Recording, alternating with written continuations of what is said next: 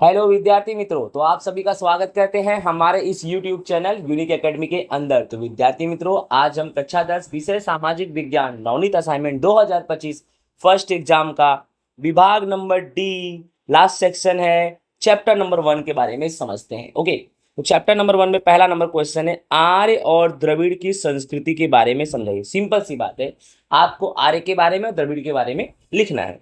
ठीक है, सबसे पहले हम आर्य के बारे में देखते हैं। भारत की आर्य सभ्यता के निर्माता आर्य नॉर्डिक थे। यानी भारत एक समय था आर्यव्रत कहा गया, एक समय था भारत में सबसे ज्यादा जनसंख्या आर्य की थी। तो ये किसकी वजह से हुई? वही नॉर्डिक आर्य की वजह से। आर्य को नॉर्डिक भी कहते हैं। प्राचीन काल में हिंदू आर्य कहलाते थे। प्राचीन काल की बात करूं तो हिंदू को आर्य कहते थे। राइट, हमारा देश हिंदुत्व में आया था आर्य के ही समय। आर्यों की मुख्य संख्या जिस देश में प्रवेश करती थी वहां पर आर्यव्रत कहलाता था वह प्रदेश। यानी आर्यों की मुख्य संख्या जिस प्रदेश में थी, यानी जहां जहां आर्य बहुत ज्यादा हो जाते थे, धीमे धीमे भारत में बहुत फैल गए थे और पूरा प्रदेश आर्यव्रत कहलाने लगा। भारत का नाम आर्यव्रत भी पड़ा। प्राचीन काल में प्रथम आर्य जनसंख्या वायव्य भारत में थी। राइट, सबसे पहले देखा जाए तो आर्य की जनसंख्या भारत में थी, ऐसा भी बोल सकते हैं।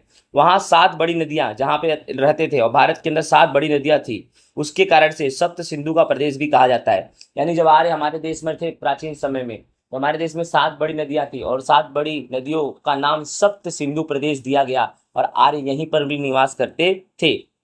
अन्य समकालीन प्रजा की तुलना में ये अधिक विकसित थे।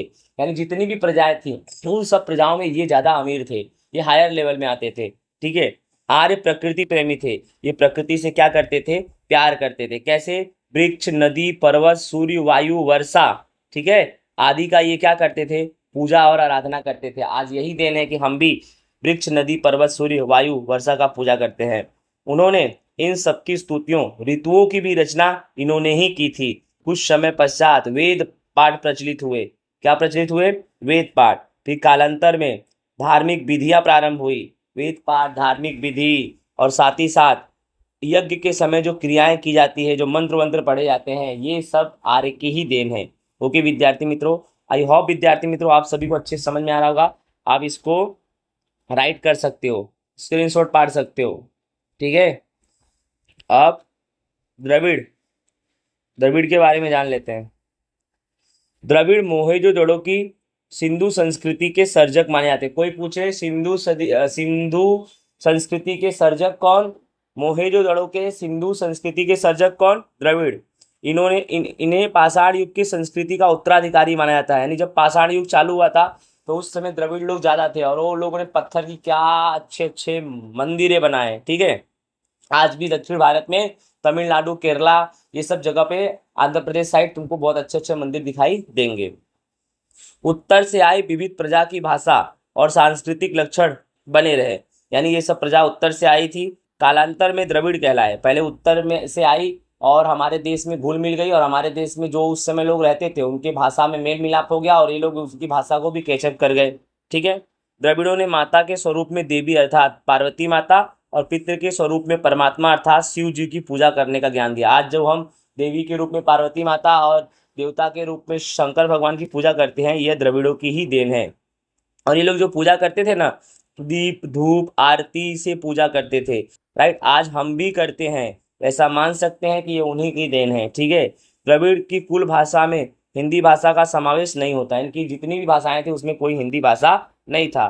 प्रकृति पशु पूजा द्रविड़ों की भेंट है। प्रकृति की पूजा करना, पशुओं की पूजा करना, ये भी द्रविड़ों की भेंट है। द्रविड़ों में मातृ प्रधान कुटुंब प्रथा प्रचलित थी। यानी यहाँ पर माता को काफी मान सम्मान दिया जाता था। राइट, जैसे आज हमारे भारत में हमारी भारत माता, हमारी गाय माता, ऐसे इनके अंदर भी कुछ विचार थे मातृ प्रधान को लेके। आज के समय में भी द्रविड़ दक्षिण भारत में रहते हैं। आप केरल, तमिलनाडु, ये सब दक्षिण भारत है। यहाँ पर आपको आज जो जातियां दिखाई दे रही है, ऐसा बोल सकते हैं द्रविड़ ही लोग हैं। ठीक है, नेक्स्ट क्वेश्चन, पहले इसका स्क्रीनशॉट आप पढ़ सकते हो। राइट, द्रविड़। ओके, आगे चले। क्वेश्चन नंबर 2, संस्कृति का अर्थ बताकर उसके बारे में परिचय दो। तो संस्कृति किसे बोलते हैं? संस्कृति अर्थात जीवन जीने का तरीका। हर एक व्यक्ति का अपने जीवन जीने का एक एक तरीका होता है, ऐसे तरीके को ही हम संस्कृति कह सकते हैं।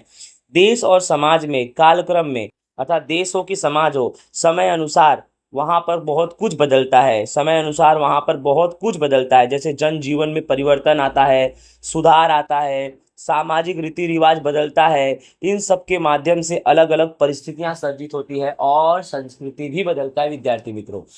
प्राचीन समय में हमारे देश की संस्कृति कैसी थी और अभी कैसे है, कि प्राचीन समय में क्या था और अभी क्या है, सब कुछ चेंज हो रहा है। जैसे जैसे समय परिवर्तन होता है वैसे वैसे संस्कृति भी बदलती रहती है विद्यार्थी मित्रों। संस्कृति अर्थात मानव मन की उपज, कोई भी व्यक्ति है उसके मन की उपज, यानी उसके मन में क्या क्या चल रहा है, उसमें मानव समाज की आदतें, जिस समाज में वह रह रहा है उस समाज के प्रति उसकी आदतें क्या है, उसके मूल्य क्या है, उसके आचार विचार क्या है, उसकी धार्मिक परंपरा क्या है, वह कहाँ रहता है, और जीने के उच्च उद्देश्य उसके हायर मतलब जीने की तरीके क्या क्या है। ये सबको अगर जोड़ोगे तो उस व्यक्ति का आदर्श निकलेगा, और उस व्यक्ति के आदर्श का योग ही संस्कृति कहलाता है। ये सब जो चीज मैंने बताया ना, ये सबको जोड़ने के बाद आप डिसाइड होगा कि आप कैसे व्यक्ति हो। ठीक है, अब भारत की सांस्कृतिक विरासत, राइट,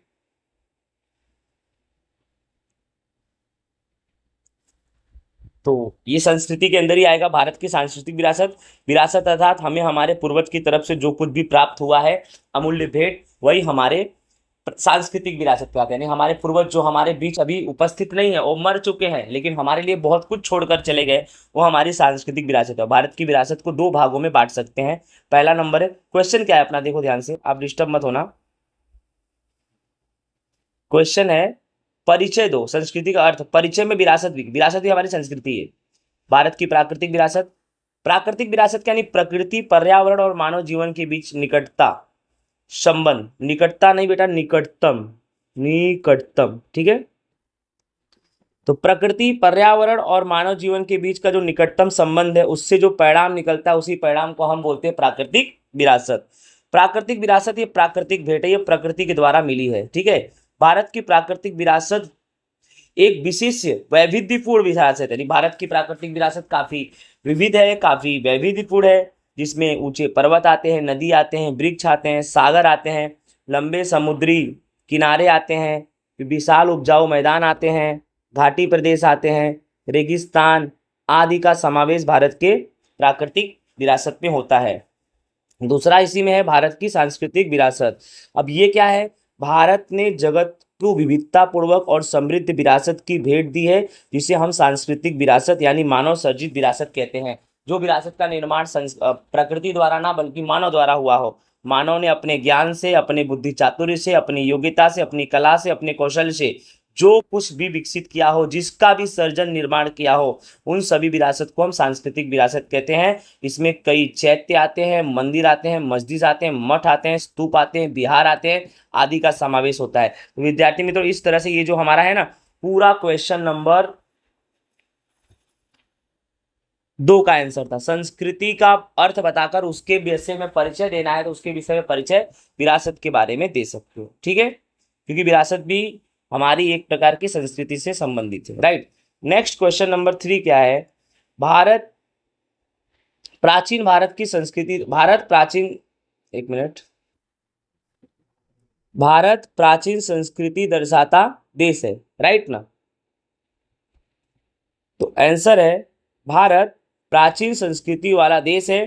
भारत के प्राचीन ग्रंथ विष्णु पुराण में भारत के विषय में कहा गया है। सबसे पहले विद्यार्थी मित्रों, भारत प्राचीन संस्कृति वाला देश है और भारत के एक प्राचीन ग्रंथ विष्णु पुराण में यह कहा गया है, उत्तरम यस्त समुद्रस्य हिमाचलस्य दक्षिणम वर्ष तद भारत नाम भारती यंत्र संतति। ये श्लोक का अर्थ है, समुद्र के उत्तर और हिमालय के दक्षिण के इस बीच जो स्थित है, समुद्र के उत्तर और हिमालय के दक्षिण के बीच जो भी स्थित स्थल है उस नाम को भारतवर्ष है और इसकी संतान हम भारतीय है। भारत में कोई भी शुभ कार्य चालू किया जाता है तो सबसे पहले एक सूत्र होता है, राइट ना, भारतवर्ष, भारत खंड, जम्बू द्वीप। ठीक है, ये संकल्प है, भारतवर्ष, भारत खंड, जम्बू द्वीप, आर्यावर्त। कभी मूवी वूवी देखने जाओ, पुराना मूवी, थोड़ा देश से संबंधित मूवी हो, तो ऐसे आपको श्लोक पहले बोले जाएंगे।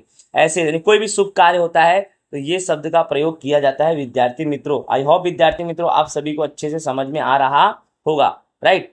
फिर पूर्व पश्चिम दक्षिण तीनों दिशाओं में समुद्र और उत्तर दिशा में हिमालय की गिरमालाएं जैसी प्राकृतिक सीमा वाला धरावता देश हमारा देश है। यानी हमारे देश के पूरब पश्चिम दक्षिण तीनों दिशाओं में समुद्र है और उत्तर दिशा में हिमालय की गिरमालाएं हैं। इस प्रकार से काफी ज्यादा प्राकृतिक सौंदर्य का वर्णन हमारे देश में दिखाई देता है। हमारे देश की समृद्धि से आकर्षित होकर के अनेक विदेशी लोग व्यापार करने आए। जैसे पुर्तगाली लोग हमारे देश में व्यापार करने आए थे, हमारे देश से आकर्षित होकर और आए, यहाँ स्थायी हो गए और भारतीय संस्कृति की धारा में मिल गए। ठीक है, इस तरह से उनकी संस्कृति का आदान प्रदान हुआ, प्रक्रियाएं हुई और उसके द्वारा देश में अनेक परिवर्तन देखने को मिले। हमारे देश की संस्कृति, प्राचीन संस्कृति कैसे बदली? तो बदलने का सिंपल एक तरीका है कि बहुत सारे लोग, विदेशी प्रजाएं हमारे देश के सुंदरता के प्रति आकर्षित हुए। हमारे देश में ऐसे ऐसे वस्तुएं थी जो उनके देश में नहीं थी और उन्हें वो हमारे देश की वस्तुएं पसंद थी, तो उन वस्तुओं को पाने के लिए वो यहीं पर आकर व्यापार करने लगे और हमारे देश की संस्कृति में वो मिल गए, हम उनकी संस्कृति में मिल गए और संस्कृति का एक नवा समन्वय हुआ। इस तरह से एक पीढ़ी से दूसरी पीढ़ी में हमारी विरासत का हस्तांतरण होता गया और उसका विकास भी होता गया। विद्यार्थी मित्रों, आई होप विद्यार्थी मित्रों आप सभी को अच्छे से समझ में आ गया होगा। तो विद्यार्थी मित्रों, ये था हमारा चैप्टर नंबर 1 विभाग नंबर डी। आई होप विद्यार्थी मित्रों आप सभी को अच्छे से समझ में आया होगा। जय हिंद, राधे राधे।